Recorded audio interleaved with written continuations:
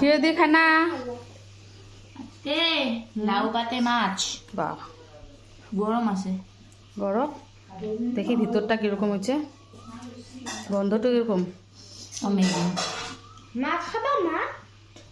ভিতরটা ভালো করে খোল। গরম বাহ গরম গরম গরম গরম। বাহ মাছটা একটু ভাগ সিদ্ধ হয়েছে। হয়েছে, সুতা দিয়ে বাঁধাছে। কেন হয়েছে মাছের ঝোল ইয়াম্মি। আর একটু কি পবিত্র মাংস। বাহ তুমি কি খাইয়েছা একটু একটু কি খাইয়েছা?